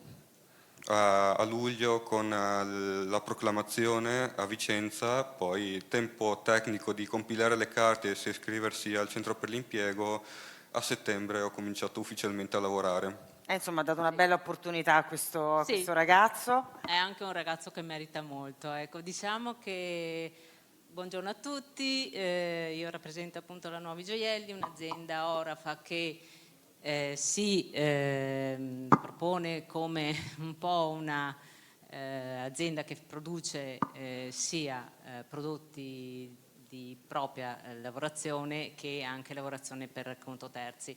Diciamo che le aziende orafe nel Vicentino sono una grossa parte di quello che è il savoir-faire del Veneto. Quindi contiamo circa 5.000 addetti su un totale di 20.000 addetti a livello nazionale. Ecco, quindi i 3 poli sono Vicenza, Arezzo e Valenza. Ovviamente, come dicevo, abbiamo incontrato Federico con la sua esperienza di stage in azienda, l'azienda che non solo ha dato l'opportunità a Federico di entrare nel nostro team, ma anche l'abbiamo fatto anche in passato con altre persone che arrivavano sempre dall'ITS Cosmo. E adesso Quindi, quante persone avete che appunto arrivano dall'ITS? Che arrivano dall'ITS Cosmo sono circa 5 persone su 80 persone. Cerchiamo ovviamente di collaborare sempre di più con l'ITS Cosmo, che per noi e penso per tutte le aziende del territorio per quanto riguarda il settore orafo sia è una cosa assolutamente indispensabile questa collaborazione, in quanto per quanto riguarda il nostro settore nel territorio non ci sono scuole ovviamente che formano più a livello professionale questi ragazzi.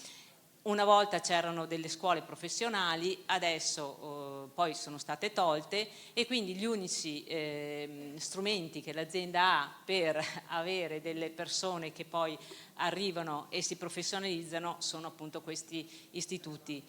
Cosa importantissima è appunto la collaborazione che noi abbiamo con questi istituti. Cercheremo sempre di più di mantenere e di sostenerli, anche perché da parte nostra, da parte delle imprese ci deve essere assolutamente la partecipazione anche verso questi istituti, in modo anche di collaborare e di far capire anche agli ITS quali sono le skills che a noi abbiamo bisogno. Certo, insomma, ci deve essere un'integrazione fra voi e loro. Un'integrazione. Cosa dire? Speriamo insomma che questi giovani siano propensi anche a fare qualcosa in questi settori che sono più del savoir-faire, che portano comunque uno sviluppo nel futuro di una professionalità che assolutamente accresce la loro, anche la loro possibilità di esprimere la creatività.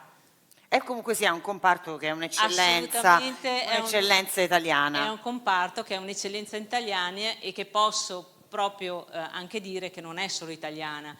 Guardate che ragazzi, che trovare anche un'esperienza in questo tipo di settore vi può aprire le porte presso anche grosse aziende all'estero, perché e questa è una bella opportunità. Sono appena tornata da un viaggio in Svizzera, anche lì anche quello è un polo molto importante e sicuramente una professionalità vista anche in questo settore può aprire delle porte non solo in Italia ma anche in altri paesi. Quindi ragazzi, fatevi avanti anche in questo settore. Grazie, grazie mille, grazie per il vostro contributo.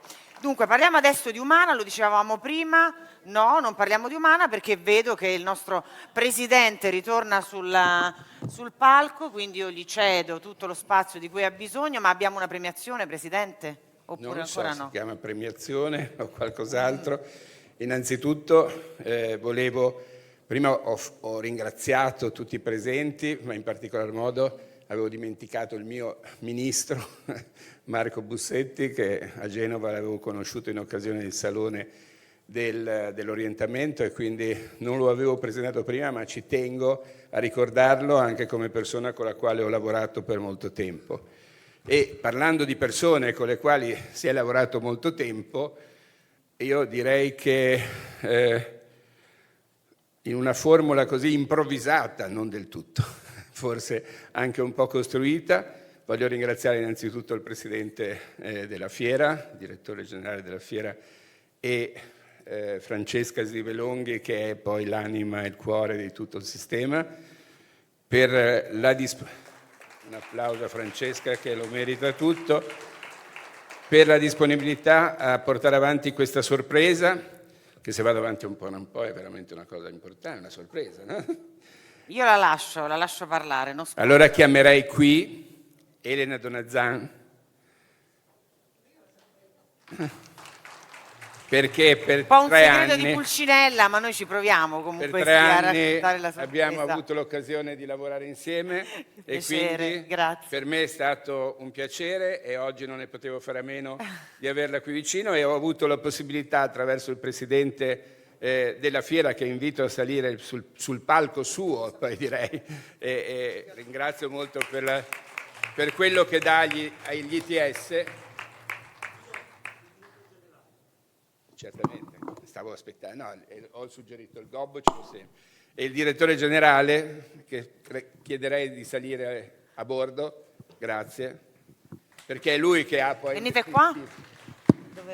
Qua ecco, in ricordo della sua attività, che ha svolto per tanti anni e che per 3 anni mi ha dato l'opportunità di partecipare su questo palco, a partire da una semplice apparizione per poi diventare un po' protagonista, mi scuso con tutti quelli che mi chiamano tale, e quindi prima le lascerei un attimo la parola perché la merita e poi chiederei anche al Presidente e al Direttore Generale. Sì, magari prima parlo io, che così diciamo anch'io do un'introduzione a questo premio che per noi è molto importante, perché parlo a nome non tanto mio, ma proprio in questo caso proprio dello staff di Job Orient. Anzi, chiederei anche a Francesca Di Velonghi di venire sul palco, perché comunque tanti anni di collaborazione insieme con Elena Donazzan come assessore appunto all'istruzione nella Regione Veneto ci hanno permesso di far crescere questa fiera. Se voi la vedete così com'è,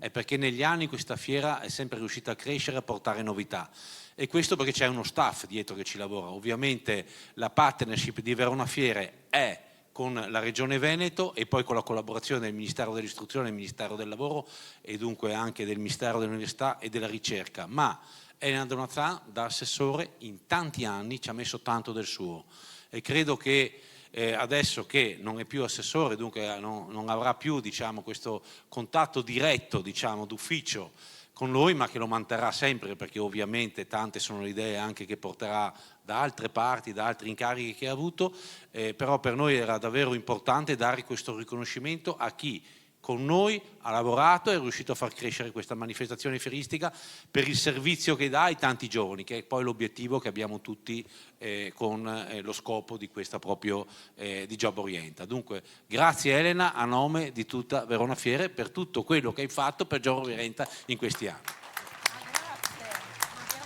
No,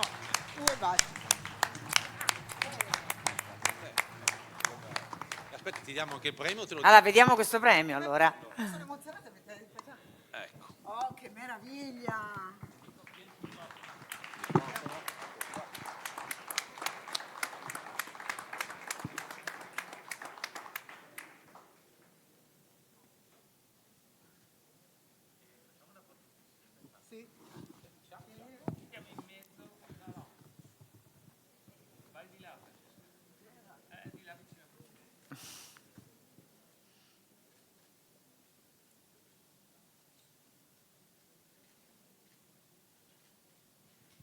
Ah, non se l'aspettava, vero? No, si vede, vero? Si vede, si vede.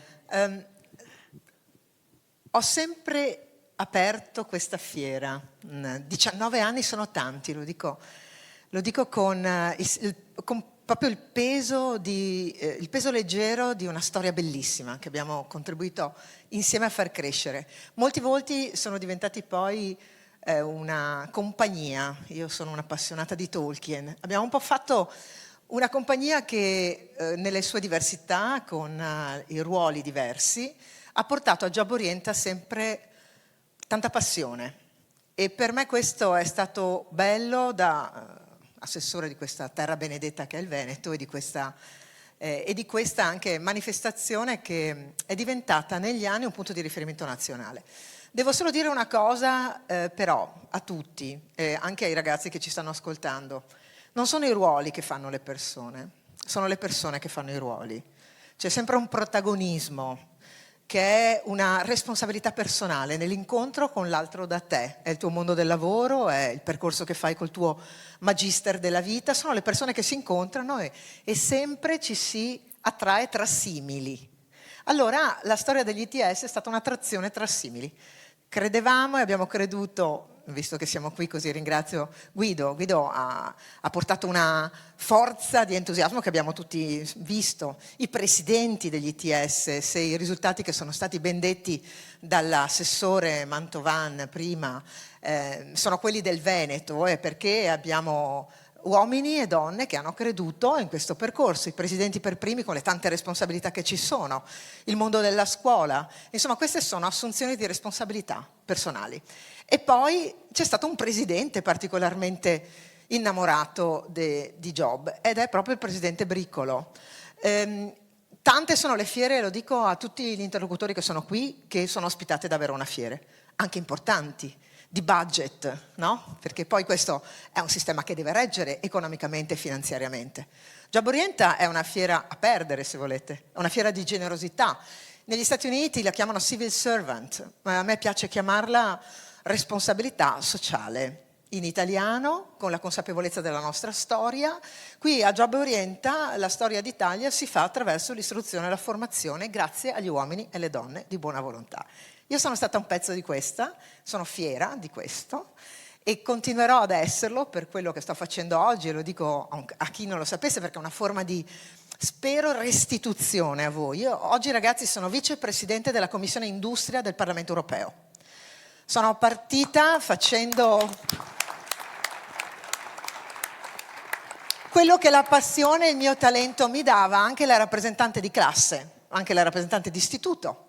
Mi sono innamorata della politica, ho pensato di metterci professionalità, ma è sempre la scelta di ciascuno di noi. E allora questa è una storia di una compagnia che non si lascia, che continua il suo percorso e che per la primavera vedrà un momento di visibilità internazionale, sicuramente europea, in Parlamento Europeo, dove ci sarà certamente Fiera di Verona perché ci ha creduto, ci sarà il Ministero con chi è stato protagonista, e quindi ho già detto a Carmela Palumbo che vorrò che lei possa essere lì presente con noi, e tutti gli ITS. Dobbiamo far dire e far capire all'Europa che l'Italia ha tanto da dire perché porta i risultati, e gli ITS sono tra i migliori risultati. Grazie.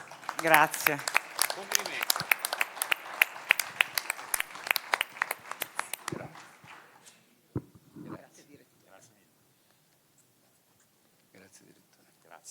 Grazie, grazie mille, grazie. Ci vediamo dopo, Presidente. Eccoci qua. Allora, dicevamo, avevo citato prima Umana, che lo sapete, una delle più grandi agenzie per il lavoro. Abbiamo 3 testimonianze che chiamo sul palco: Alice Zambelli, Vittoria Ivanova e Vittorio Montresor. Ci sono?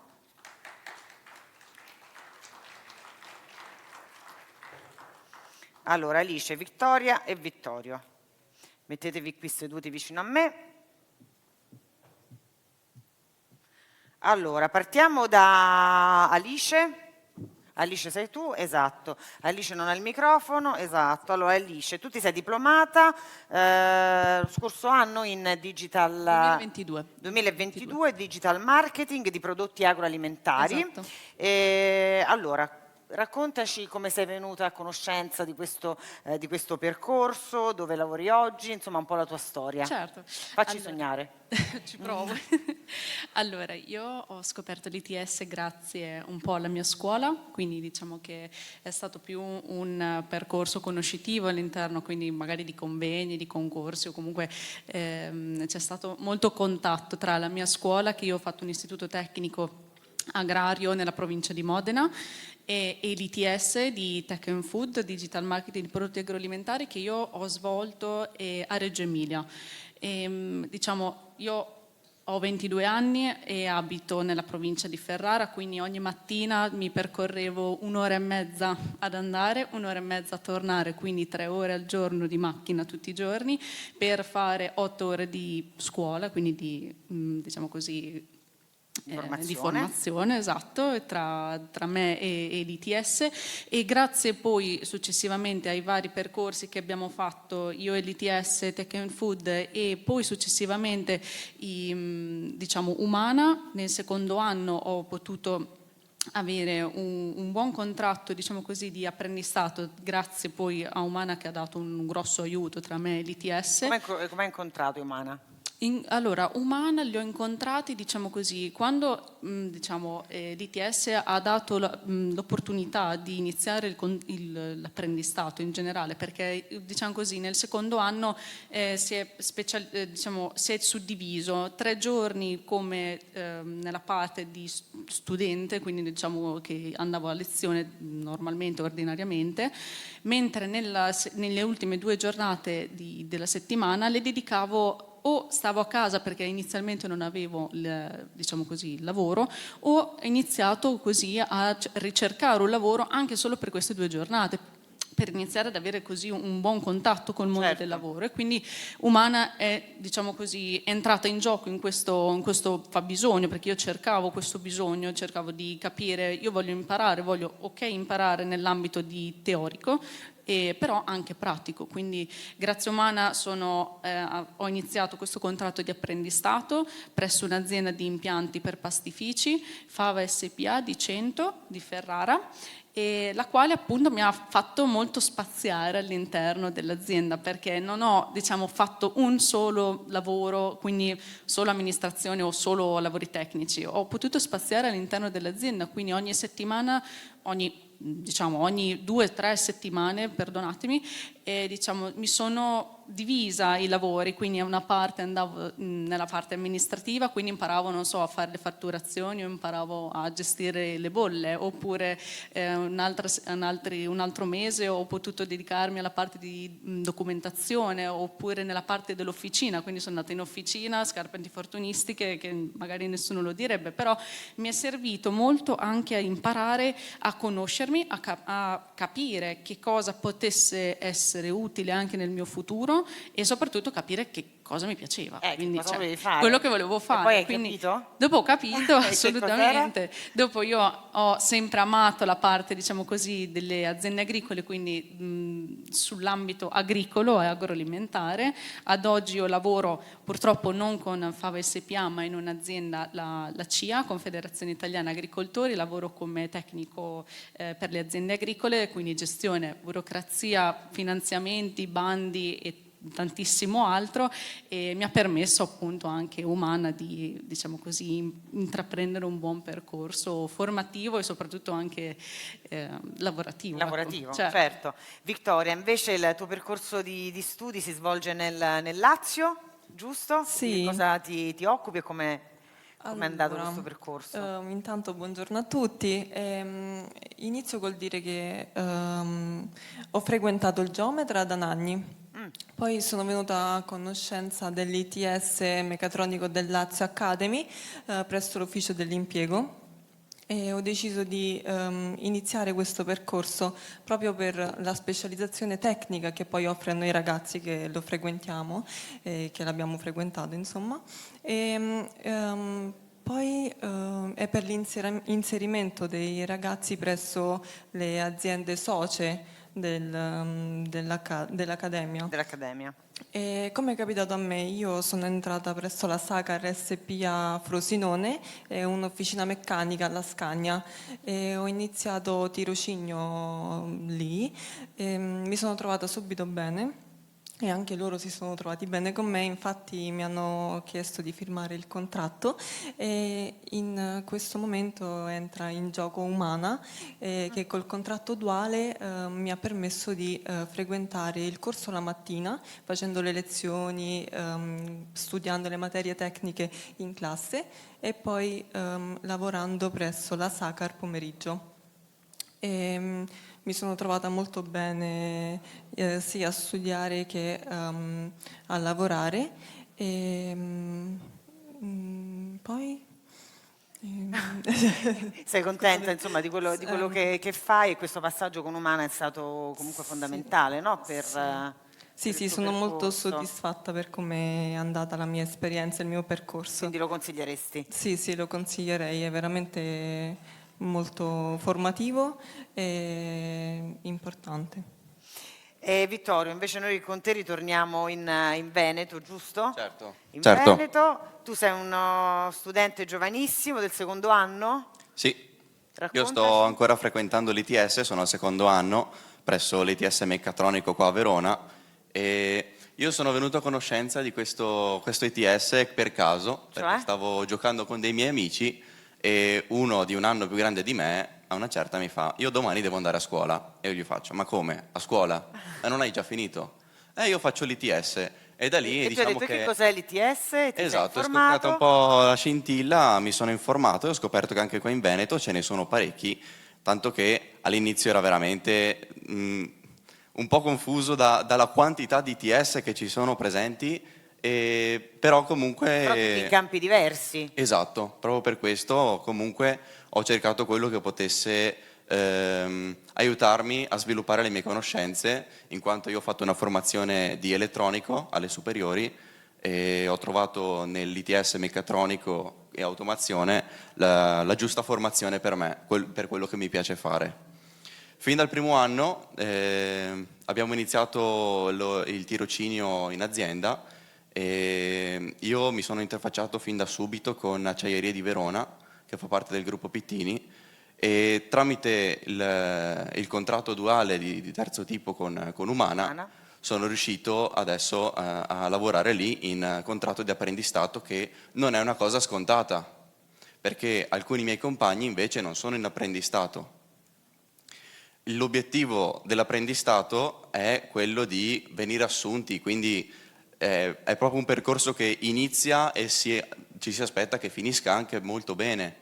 E nel mio caso penso proprio di sì, perché ho trovato una squadra all'interno dell'acciaieria elettrica che mi ha accolto davvero molto bene e mi ci trovo anche tuttora molto bene. Quindi di fatto pensi che il tuo percorso professionale arriverà dove stai lavorando adesso? Certo, certo. Quindi insomma un bel obiettivo. Grazie ragazzi, grazie mille per la vostra testimonianza. Grazie. E allora adesso ultima chiacchierata con altri ospiti, parliamo del ruolo delle imprese e delle agenzie per il lavoro a sostegno degli ITS.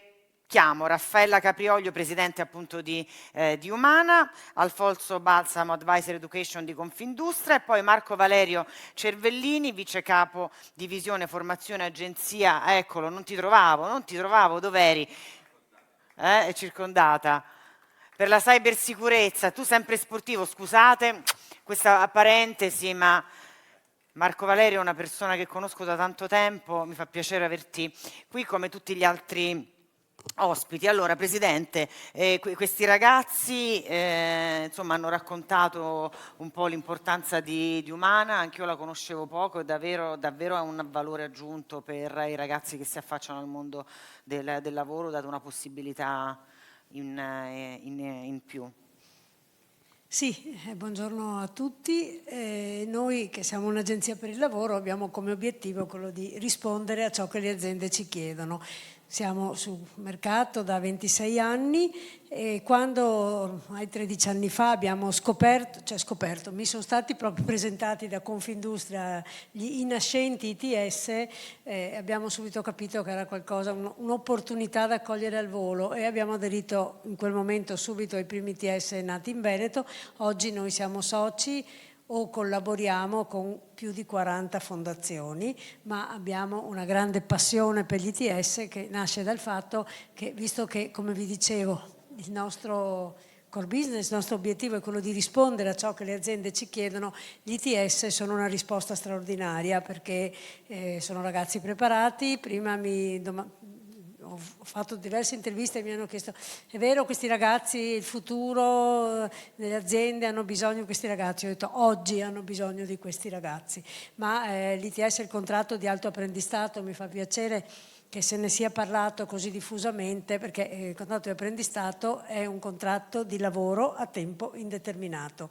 Quindi ragazzi che entrano in un ITS con l'idea di studiare 2 anni, con l'alto apprendistato studiano e lavorano, e siccome l'apprendistato è sempre stato vissuto dalle aziende come qualcosa di molto complicato, il fatto di farlo in somministrazione rende possibile il fatto che gestiamo tutto noi sostanzialmente, cioè gli aspetti anche più burocratici. Sì, noi abbiamo addirittura creato un sito che si chiama ITS Pop Days 365, dove ci sono la stragrande maggioranza degli ITS e dove i ragazzi possono trovare tutte le informazioni di questo tipo. E aggiungo, perché ci tengo a dirlo, abbiamo creato dentro il sito di Umana anche un sito che si chiama Umana, dove ci sono tutte le informazioni per i giovani proprio sulle iniziative che facciamo, tra le quali l'ITS. E allora questa unione, questa collaborazione tra Confindustria, ITS e Umana come si concretizza? Ma allora, Umana è un campione degli ITS e tra l'altro ogni anno è bollinata, possiamo dire così, col BITS, sì, esatto, che è un riconoscimento che Confindustria dà ormai da molti anni a quelle ITS che sono, a quelle aziende che sono in prima linea sul fronte degli ITS. È proprio un vero e proprio logo che loro possono utilizzare sul loro sito, nella loro comunicazione istituzionale. Diciamo, è Umana, lo merita parecchio, potremmo dire, perché non soltanto diciamo, è riuscita a far diffondere la cultura degli ITS in Italia, perché l'ha fatto, appunto diceva prima la Presidente Caprioli, siamo più di 40 gli ITS in cui partecipano, ma anche la cultura del lavoro in una serie di imprese con cui hanno lavorato e che hanno riconosciuto nell'ITS qualcosa di utile per loro, ma anche diciamo, con l'occasione, lo dicevamo ieri parlando di 4+2, di una sorta di riscatto culturale del ruolo delle imprese. Prima dicevo con la Presidente Caprioli del loro sostegno che danno al Premio Campiello e a tante altre attività sia nello sport che nell'arte. Le imprese non si occupano soltanto di mismatch, ci servono le persone, prendiamo le persone. A proposito, 81.000 quest'anno i diplomati ITS che servono alle imprese, quindi dicevo ieri come tutta la città di Treviso. Ma detto questo, non c'è soltanto l'aspetto vieni a lavorare per me, ti faccio crescere, ti pago, ti accompagno, ti faccio fare carriera, ma c'è un accompagnamento davvero umano, no? Si parla di umanesimo oggi. E proprio per questo mi veniva in mente, ieri ho fatto un po' in giro per la città di Verona, sempre bella, e c'è questa basilica di Sant'Anastasia che è straordinaria, faccio un po' di proloco locale. Quando entrate in questa basilica ci sono due figure un po' strane, che sono degli atlanti, che reggono queste acquasantiere, sono tipo piccoli omini, che reggono il peso di quest'acqua santiera. Ecco, un po' le imprese sono state così in questi anni, perché ricordiamocelo che quando gli ITS sono partiti, insomma, non è che erano simpatici a tutti. Gli ITS sono adesso... Un po' di fastidio lo davano. Un po' di fastidio danno. Adesso hanno 16 anni, sono nell'adolescenza, sono un po', no? Tipo, quando Justin Bieber ha iniziato la carriera aveva 16 anni, quindi secondo me ancora potranno dire molto. Certo. Sono nati con questo di PCM, però questo è interessante. Io sono laureato in giurisprudenza pentito, però c'è la gerarchia delle fonti. E quando è nato, si ricorda la dottoressa Palumbo, il 25 gennaio 2008, che è diciamo, la data di nascita dell'ITS, era un DPCM, che è una diciamo, norma di secondo livello, quindi è nato proprio così piccolino, nessuno doveva guardarlo, eccetera. Quindi imprese, ministero, regioni hanno preso il carico Atlante sulle loro spalle e anche se non sono sempre state simpatici a tutti, l'Atlante era sempre raffigurato come qualcosa di un po' brutale, hanno retto questo sistema che adesso è stato consacrato in una legge ed è diventata cultura di questo paese. E voglio chiudere però con una cosa, perché prima diceva l'assessora Mantovan, no? A me piacciono gli ITS perché ti danno l'occasione di sbagliare correttamente. Sono un ambiente in cui quel saper fare di cui parlava Guido ti dà l'opportunità, magari anche quando vieni da situazioni di fragilità economica, culturale, perché tanti ITS prendono ragazzi che hanno fallito all'università o che hanno sbagliato l'università oppure che hanno fatto percorsi arrancando un po'. Ecco, nel saper fare tu trovi l'opportunità davvero di rilanciare e magari fare una cosa che neanche immaginavi all'inizio e può essere ben più grande delle tue aspirazioni. Siamo a Verona, ho scoperto ieri, bevendo l'Amarone, a dosi comunque contenute, e ho scoperto che l'Amarone nasce da un errore. Negli anni 30 questo Adelino Lucchesi, che era un cantiniere di Negrar, che è qui vicino in Valpolicella, sbaglia a fare questa combinazione di recioto amaro, lo assaggia, dice è amarone, è amarone, proprio amarone. E diciamo quello era un errore che lo ha colpito, perché lui è andato dal suo imprenditore dell'epoca, gli ha detto qua ho fatto una fesseria, mi dispiace molto, e l'imprenditore ha detto ma fammelo assaggiare, controlliamo, ma come l'hai fatto, eccetera, e adesso è uno dei migliori vini al mondo.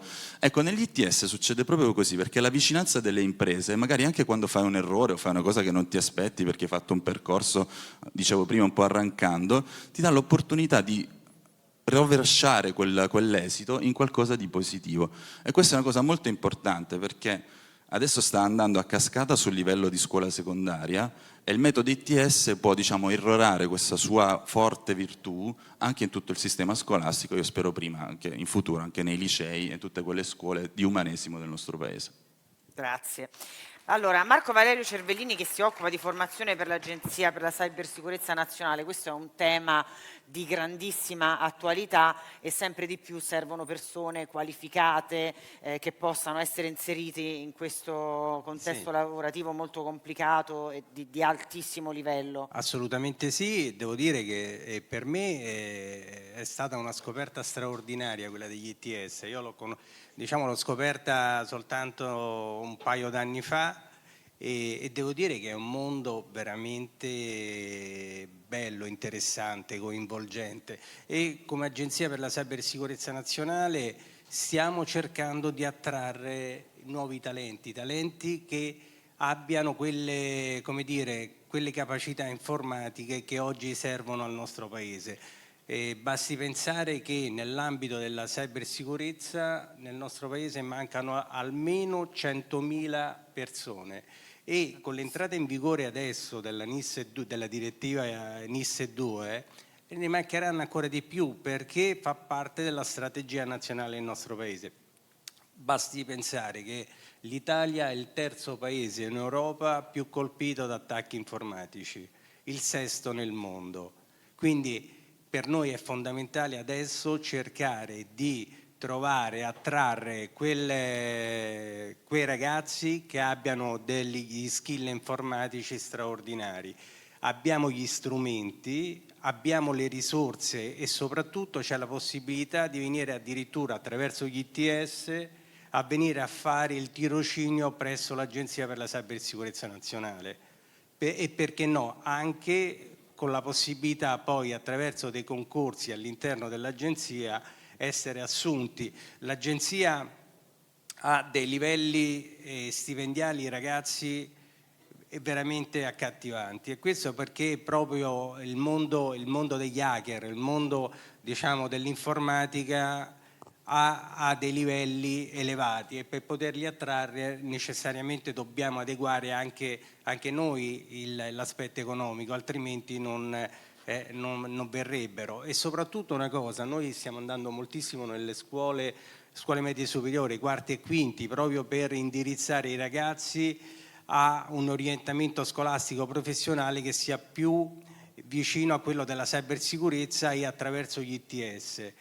Noi come agenzia addirittura abbiamo delle misure della strategia per la sicurezza nazionale rivolte proprio per i ragazzi degli ITS. Basti pensare che stiamo portando a termine un regolamento per l'attribuzione delle borse di studio per i ragazzi che frequentano gli ITS e poi anche un protocollo d'intesa proprio con le reti degli ITS, perché vogliamo essere al loro fianco e oltre ad essere al loro fianco, quindi coinvolgerli nei percorsi di formazione in cybersicurezza, anche far parte del gruppo docente che formerà questi ragazzi, per evitare che cosa?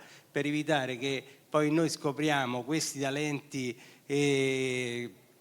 informatici soltanto con la cronaca, come è successo di recente, quel ragazzo di 23 anni particolarmente bravo che è stato arrestato. Lì ci siamo accorti che c'era un ragazzo che invece di hackerare i portali e le banche dati dell'istituzione poteva veramente mettere a frutto per le istituzioni il proprio talento. Quindi questo è il nostro compito, questa è la nostra missione e quindi stiamo portando avanti veramente con grande interesse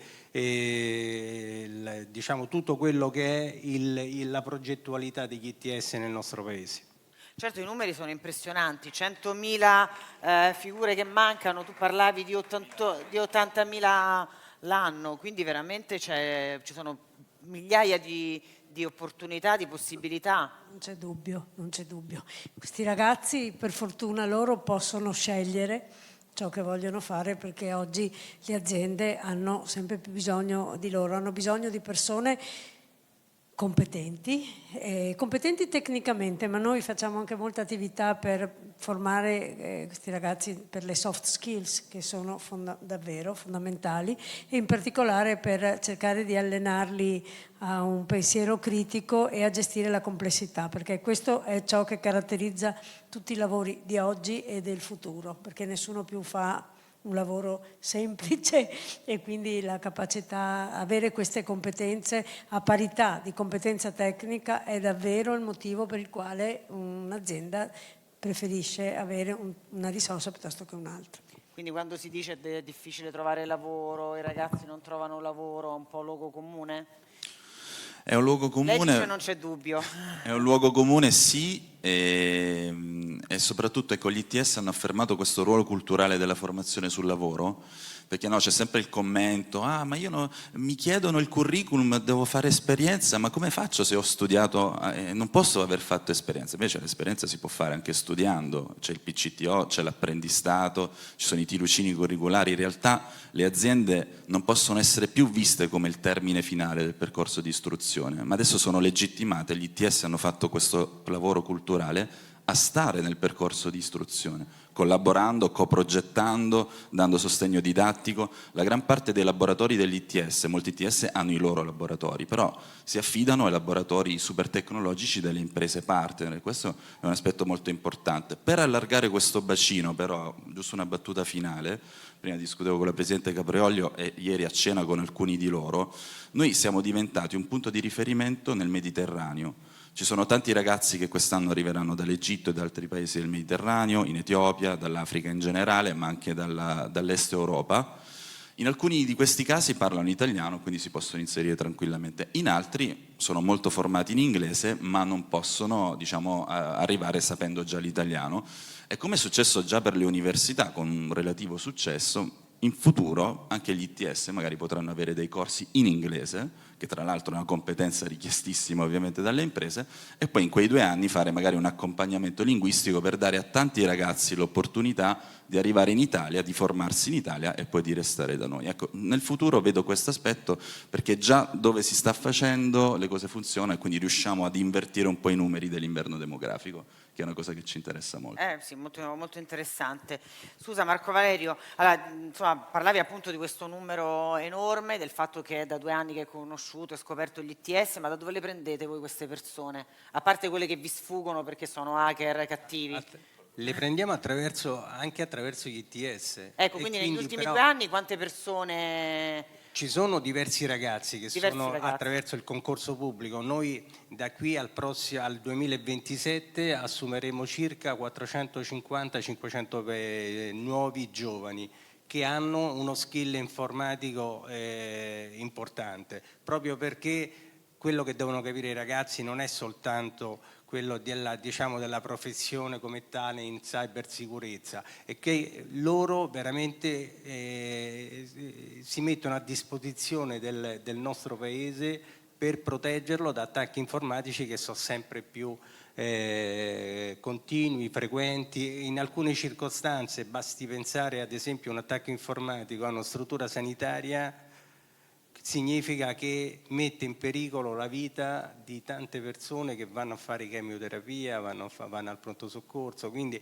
è importante, da un lato sì, come sotto l'aspetto economico, ma il fatto di sentirsi parte integrante di un paese per la sicurezza del nostro paese è un ulteriore valore aggiunto proprio per questi ragazzi che hanno, come ripeto, hanno uno skill di gran lunga superiore alla media, e soprattutto perché poi apre degli scenari molto importanti. Come ripeto, noi insieme agli ITS faremo lezione, proprio seguiremo i 2 anni di percorso, verranno da noi all'agenzia, quindi staranno al fianco degli operatori che contrastano il cybercrime nei casi di attacco, quindi potrebbe essere veramente una grande opportunità per loro e soprattutto una grande opportunità per il nostro paese e per tutti noi che comunque viviamo in questa straordinaria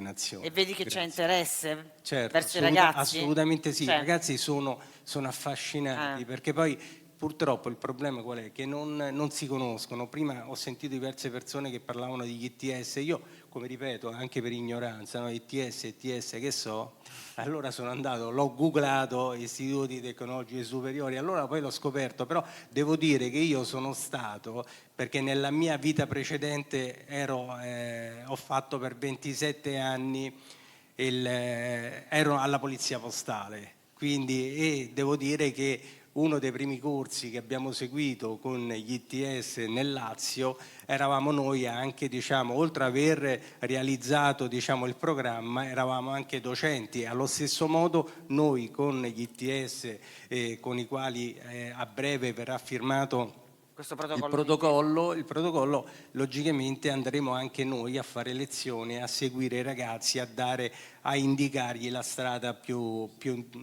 giusta, proprio perché il lavoro diciamo, della cybersicurezza oggi come oggi è richiestissimo ed è anche molto ben pagato. Ecco, che non è poco. Grazie mille per essere stati con noi, grazie. Volevo chiamare il presidente Torrielli, che non vedo, ops, è già qua. Allora, le lascio le conclusioni, è veramente Insieme, io sono qui vicina a lei. No, perché sono emozionato. Addirittura, le tengo la manina se vuole. Il finale è sempre difficile, specialmente quando si rimane da soli, ma la gente se ne vanno.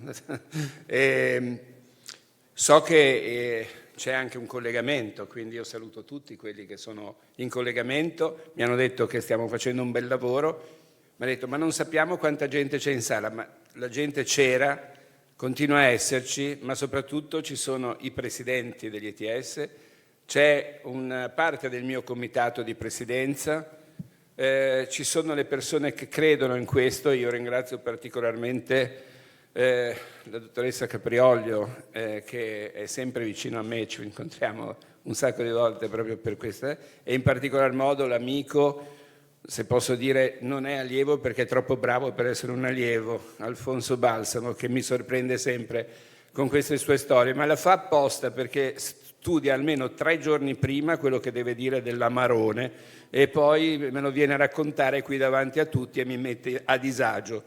Però, cara Valentina, io devo anche salutare e ringraziare le persone che hanno collaborato alla realizzazione di questo, e quindi chiedo che salgano Valentina e Marzia e Annalisa in particolar modo, perché dobbiamo vedere le persone che dietro le quinte hanno fatto andare avanti questa macchina.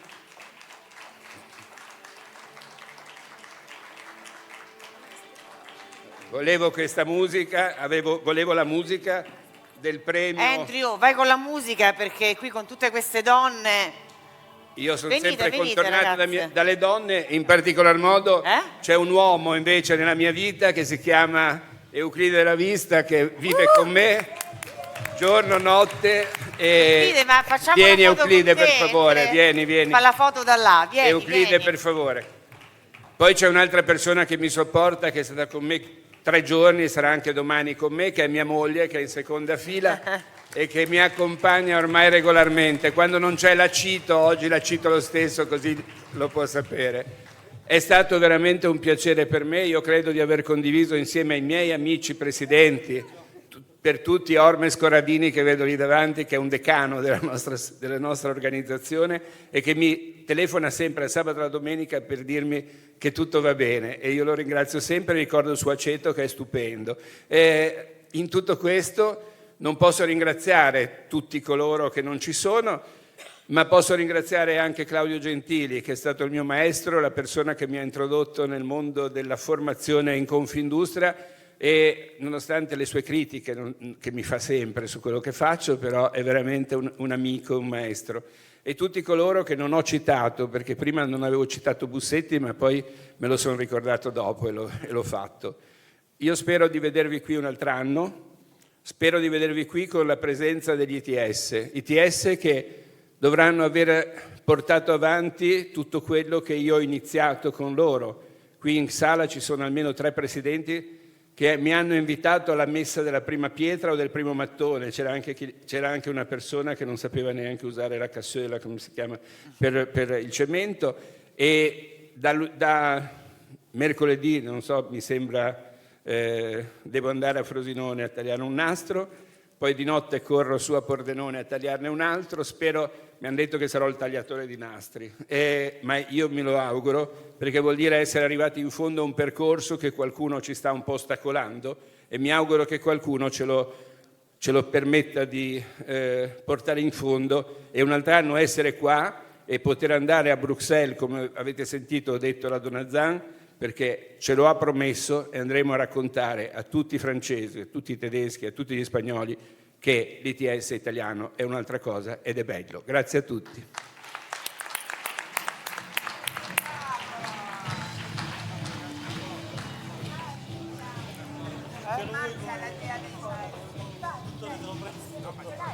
Me lo presti?